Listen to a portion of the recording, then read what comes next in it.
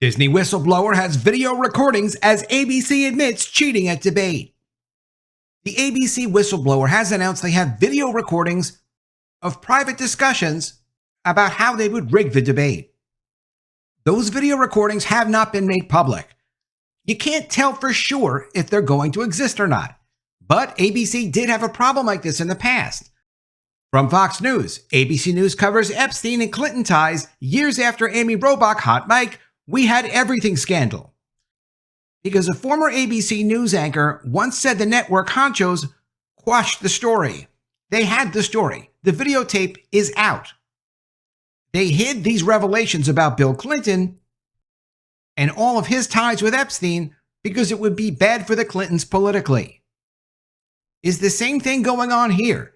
Was this debate rigged to give an advantage to one side? Well, first of all, yeah, the answer is yes. There isn't even a question. They already admitted to cheating. From Breitbart, ABC moderator Lindsay Davis admits fact-checking was only planned for Trump. They didn't tell both campaigns they were doing this. This wasn't part of what was negotiated with the campaigns. This is what she said specifically in the article when she was interviewed by the LA Times. And this just came out this past Sunday. She didn't need to have this conversation. After it was announced there was a whistleblower around, all of a sudden, she's got a big interview. Davis, while speaking to the Times over breakfast at the Ritz-Carlton in Philadelphia, said the decision to attempt to correct the candidates was in response to the June 27th CNN debate between Trump and President Biden, whose poor performance led to his exit from the race. Quote, people were concerned that statements were allowed to just hang and not be disputed by the candidate Biden at the time or the moderators. So ABC admitted to fact-checking just one side. That was not something they discussed with both sides. As a result, by definition, that's cheating.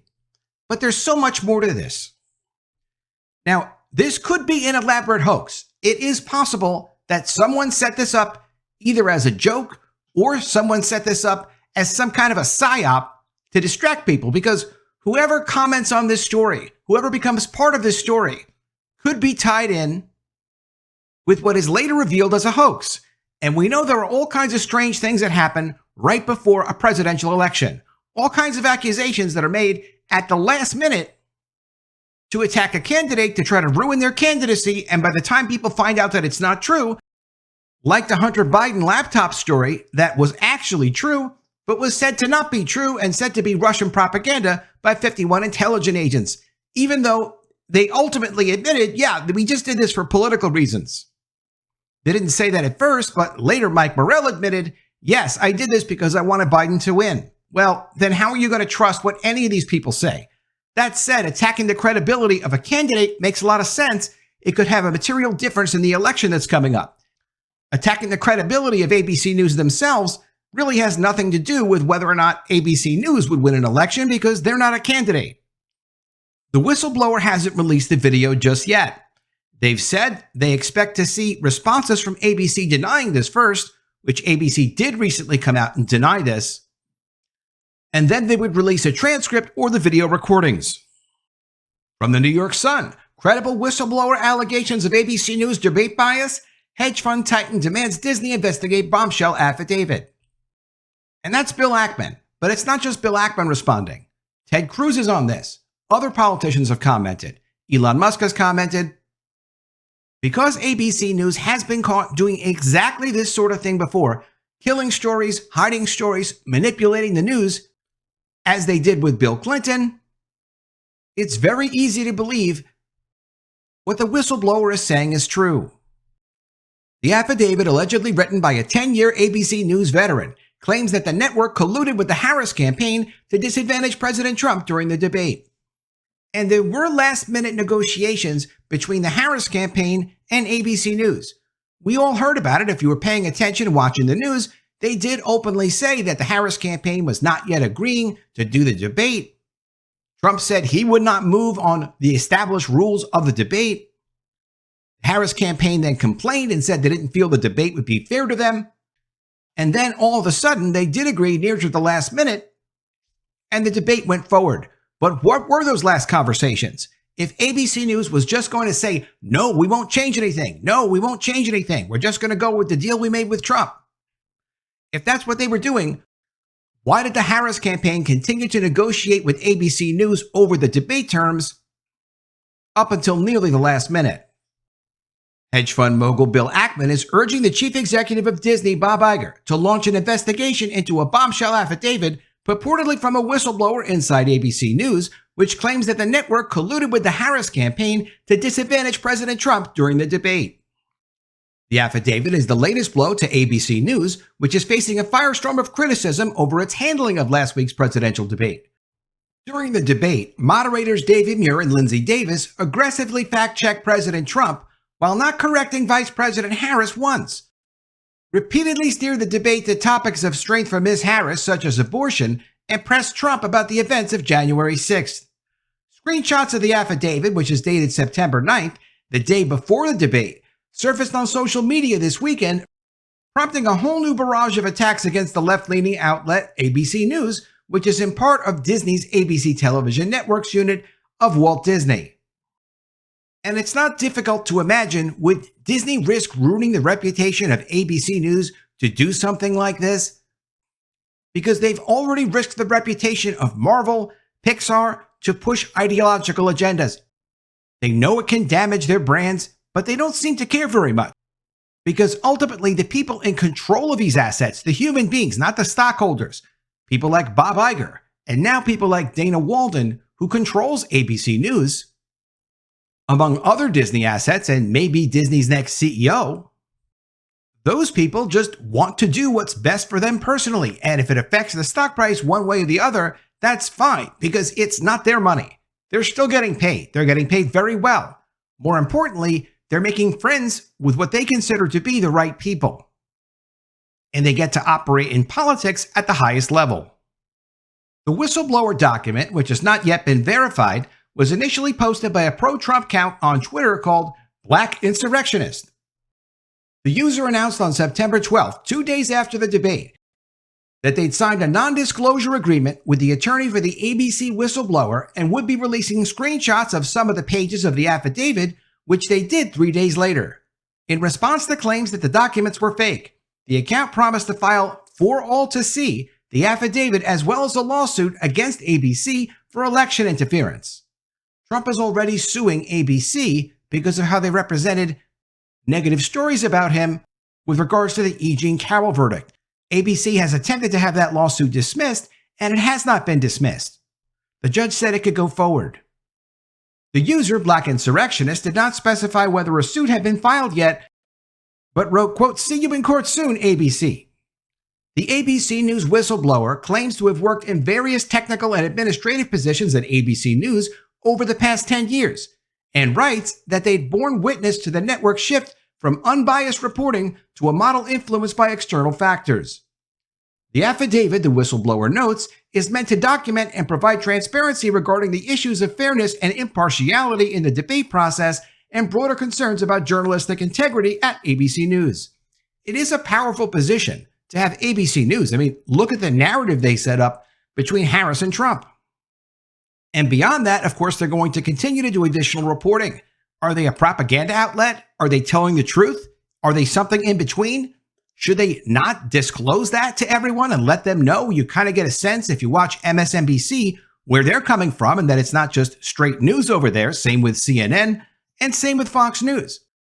But should they not have to disclose what they're doing? Because otherwise, how are you supposed to know whether or not you should trust any of these outlets? Some people have commented also like, well, if this is legitimate, why would you go through Twitter to announce this? Well, the only real journalism that's been being done lately has been on Elon Musk's X, Twitter. It doesn't seem to have the rest of the gatekeepers and the guardrails that the rest of media do.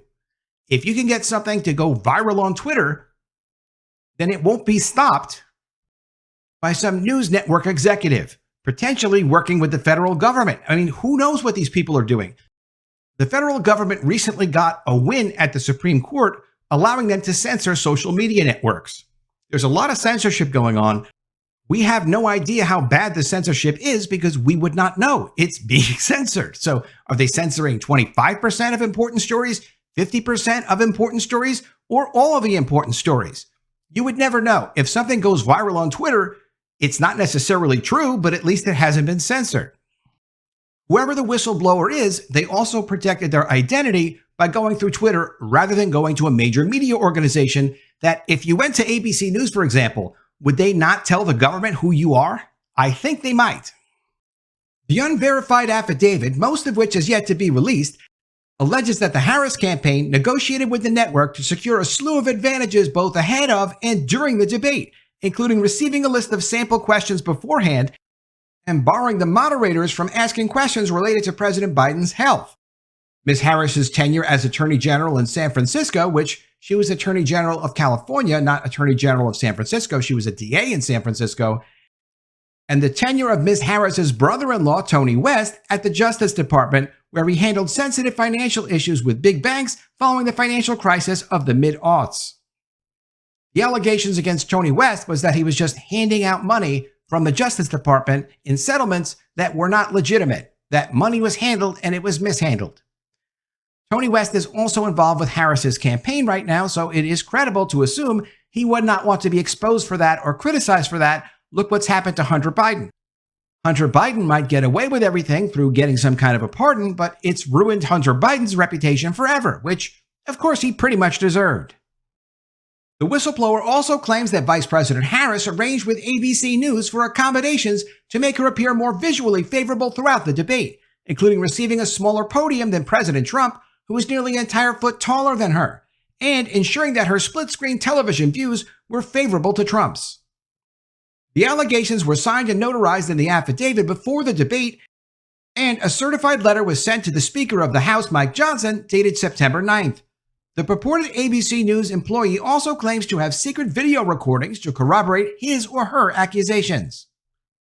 Mr. Johnson has not confirmed the receipt of the letter, nor has he responded to the Sun's request for comment. Quote, I find the allegations credible as written, and also because the affidavit was apparently made and filed the day prior to the debate and makes mention of Harris's smaller podium and other details that only became public thereafter, according to Bill Ackman, who wrote this on Sunday in a post on Twitter addressed directly to Mr. Iger. He continued, while I can't determine the veracity of the allegations, they do match substantively to what took place during the debate. The moderators of the debate, David Muir and Lindsay Davis, have yet to respond to the allegations. Since they've not yet done so, one must draw a negative inference. Bill Ackman is important, and not just because he's a billionaire, so that gives him a lot of power and influence. He was someone who, through his Twitter account, helped get Claudine Gay thrown out as president of Harvard. If he pushes this story, it could certainly go further, but he has to be careful because he doesn't know, is this some intelligence community operation? It could easily be. They were involved in the last presidential election. 51 of them claimed a story that was true was not true. And that anyone that said or believed that the Hunter Biden laptop was true was helping to spread Russian disinformation, which of course was not true. So everyone involved with it has to be a little careful here. Ackman continued, quote, in light of the seriousness of the allegations and the implications for the presidential election and for ABC's reputation and thereby Disney's and the office of the CEO, Ackman added, I strongly encourage you to launch an immediate investigation of the matter. An investigation of Disney by Disney doesn't really seem like that would be much of an investigation because, of course, they would just protect themselves. But what they're referring to is an outside law firm coming in that isn't part of Disney, talking to people, looking at internal communications, and understanding exactly what were the last-minute negotiations and the conversations between the Harris campaign and the ABC News team. What did you agree to? What was discussed? Was Trump made aware of it? Because as far as Trump has said so far, him and his campaign team were not aware of any special accommodations or special rules that were set up for Harris in the debate. Bill Ackman concluded his message by noting, quote, our democracy depends on transparency, particularly with regards to events which can impact the outcome of the presidential election. I ask on behalf of all voters that you treat these allegations with the seriousness they deserve. According to Puck, Bob Iger and Dana Walden, the co-chairman of Disney Entertainment who oversees ABC News, together watched the debate from a live Disney bolt hole at New York City. Ackman is just one of the influential figures who has elevated the whistleblower's claims. Dozens of journalists, political commentators, and politicians have shared the affidavit on social media and demanded action. ABC News faced accusations of partiality even before the two candidates took to the stage on Tuesday night. In the lead up to the debate, President Trump criticized ABC News for employing ABC News anchor and former Clinton operative George Stephanopoulos, who he calls George Slapatopoulos, who played a key role in an effort to push President Biden out of the presidential election after a video appeared on TMZ in which Stephanopoulos, who had just concluded a pivotal interview with Biden, told a passerby in Manhattan that he did not believe Mr. Biden could serve another 4 years, which is kind of a strange public statement to make. Why would you say something like that in Manhattan? I'm not saying that's a conspiracy. I'm just saying, like, that's just inappropriate. So what exactly are you doing over at ABC News?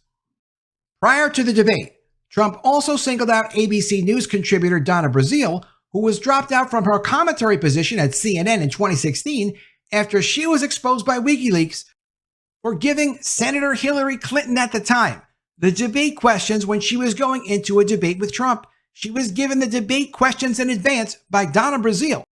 And here's Donna Brazile working again in the middle of a presidential debate at ABC News. That doesn't really seem appropriate, and you could see why Trump would complain about something like that. Can you imagine if someone disadvantaged someone on the Democrat side by giving the advanced questions to Trump, and then they would be staying at Fox News, for example? No, they would never be allowed to be involved in future presidential debates. But Donna Brazile is there because she's part of the team. Trump said, quote, "Will panelist Donna Brazile give the questions to the Marxist candidate like she did for crooked Hillary Clinton?" Sparking speculation he would drop out of the debate. Trump also repeated an accusation he had made for years that ABC News personality Martha Raddatz cried on the air on election night 2016, though the video is inconclusive and Ms. Raddatz has denied crying. She probably did cry. Despite this criticism, ABC News used both Ms. Raddatz and Ms. Brazile to host their pre- and post-debate shows on September 10th. Also participating in those shows was ABC News correspondent Rachel Scott, who was widely criticized for her aggressive hectoring of Trump during his July appearance at the National Association of Black Journalists conference. The charges of bias exploded after the debate, with many pointing out that over the course of the 90-minute event, the moderators fact-checked the GOP nominee 5 times, but failed to offer a correction of Ms. Harris once, even though Ms. Harris made many false statements. The claim was voiced by Trump himself, who during a conversation with Fox on Wednesday called the debate a 3-on-1 ordeal. Radio host and former Fox News star Megyn Kelly expressed similar concerns, adding that the moderators were likely under pressure from Ms. Walden, that's Dana Walden, the powerful Disney executive who was a longtime close friend of Ms. Harris, her neighbor in the exclusive Brentwood neighborhood in Los Angeles, where Mr. Iger also has his primary residence. Vice President Harris has credited Ms. Walden and her husband for the circumstances that led to her to meet her husband, Doug Emhoff. Quote, "David Muir and Lindsay Davis did exactly what their bosses wanted them to do," Ms. Kelly wrote in a blog post on her website. "They did Dana Walden's bidding." ABC News has been forceful in denying that they'd made any arrangement with the Harris campaign prior to the debate. Last Friday, an ABC spokesman told the Daily Beast that they had absolutely not given Harris any questions before the debate. The network also denied that any Harris campaign aides were in contact with Mr. Muir and Ms. Davis during the 90-minute debate. All of their denials have been very lawyerly, and it's actually quite easy if you use lawyer language and you use good attorneys to say one thing but not actually admit to another thing. Such actions would violate the network's debate rules, which state that no topics or questions will be shared in advance with the campaigns or candidates. Disney has also claimed that Ms. Walden's oversight is limited to the corporate side of the business and that she has no influence over editorial matters. In addition to ABC News, she, along with her colleague Alan Bergman, oversees all of Disney's movie and television operations except for ESPN and focuses on the entertainment portfolio. Okay, but with the personal relationship that Dana Walden had with Kamala Harris, it doesn't seem appropriate that ABC should have been involved in any kind of presidential debate. Lindsay Davis, however, broke her silence on the debate last week when she told the Los Angeles Times that the decision to fact-check Trump was driven by what she and her ABC News colleagues thought was the failure of the moderators of June's CNN debate between Trump and President Biden to call out Trump on his falsehoods. Well, that's terrific, but you didn't actually call out Kamala Harris on her falsehoods. It was unfair, and you didn't discuss it with both sides. That's what you'd call cheating. because you deliberately decided to give one side an advantage. Let me know what you think of all this in the comments below. Always love to see your ideas. Please be sure you are subscribed to the channel. Click the bell for notifications, give me a thumbs up, and I'll see you again soon with another story. And if I don't see you, I will miss you.